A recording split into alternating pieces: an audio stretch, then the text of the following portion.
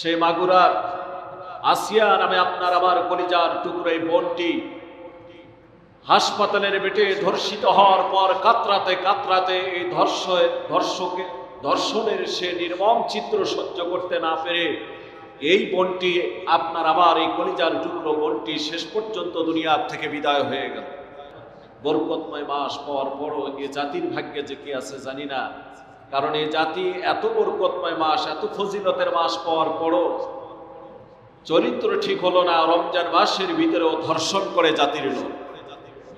কথা বলেন ঠিক কিনা? আমার ভাইরা, আপনারা জেনেছেন সেই মাগুরার আসিয়া নামে আপনার আমার কলিজার টুকরো এই বোনটি হাসপাতালের বেটে ধর্ষিত হওয়ার পর কাতরাতে কাতরাতে এই ধর্ষণের সে নির্মম চিত্র সহ্য করতে না পেরে এই বোনটি আপনার আমার এই কলিজার টুকরো বোনটি শেষ পর্যন্ত দুনিয়ার থেকে বিদায় হয়ে গেল। আমি বলবো, পৃথিবীর অন্যান্য দেশের মতো বাংলাদেশের ভিতরে অবশ্যই আইন পাস হওয়ার দরকার। ধর্ষকদের বিচার 30 দিনের ভিতরে দেশে কার্যকর করার দরকার। দৃষ্টান্তমূলক বিচার, তাও জনসম্মুখের ভিতরে 30 দিনের ভিতরে এই বিচার কার্যকর করার দরকার। আজকে শুনি যে 90 দিনের ভিতরে বিচার করতে হবে ধর্ষকদের জন্য।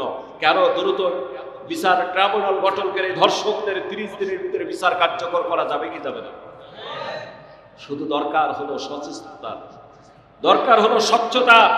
যে বিচার আমাদের দেশে 30 দিনের জন্য করা হয়, যদি এমপি সাহেব আমাদের এখানে সাবেক এমপি সাহেব জনাব রুহুল আমিন, যার নেতৃত্বে আমরা বড়াইবাড়ির এই ক্যাম্পে আমার ভাইরা, যার নেতৃত্বে যে ব্যক্তিটা আমাদের মাঝে উপস্থিত আছেন, যার অস্ত্র ধরে, যার অক্লান্ত পরিশ্রম এবং তীক্ষ্ণ বুদ্ধিতার মাধ্যমে আমার ভাইরা বাংলাদেশের অসংখ্য মিডিয়ার নওজওয়ানদেরকে আমরা অক্ষত পেয়েছি এবং বড়াইবাড়ি ক্যাম্প তারা দখল তো পাওয়া দূরের কথা, ভারতের সেই বিএসএফ গুলি লাশের স্তূপ তৈরি হয়ে তারা লেজ গোটে পালাতে বাধ্য হয়েছিল। সেরকম একজন ব্যক্তি আমাদের মাঝে আজকে উপস্থিত আছেন। তিনি একজন সংসদ সদস্য ছিলেন। আমাদের আফসোস লাগে, এদেশে আইন পাশ হয়ে যদি 90 দিনের, সে বিচারও করতে লেগে যায় 2 বছর। যদিও বলা হচ্ছে ধর্ষণের বিচার দ্রুত ট্রাইব্যুনাল গঠন করে 90 দিনের ভিতরে করা হবে। আপনারা দেখুন না আসিয়ার বিচার কতদিনে হয়। কারণ হচ্ছে এগুলি হচ্ছে স্বচ্ছতার অভাব আমাদের এই দেশে। কথা বলেন না কেন?